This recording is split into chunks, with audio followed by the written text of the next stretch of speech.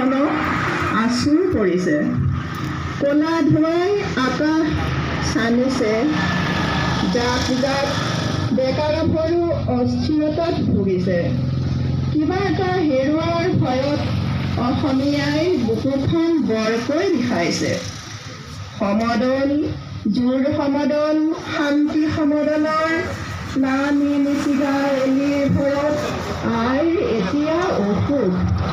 কোনে বুজিব আইৰ দুখ? নিজৰ অবুজ সন্তানক নুবুজাৰ ক্ষোভত আইৰ বুকু ভেদি লৈ যায় কেঁচা হুমুনিয়া। আইৰ মুখৰ মাত ভৰিল। অশান্তিৰ দাবানলত আই এতিয়া নিশ্চুপ।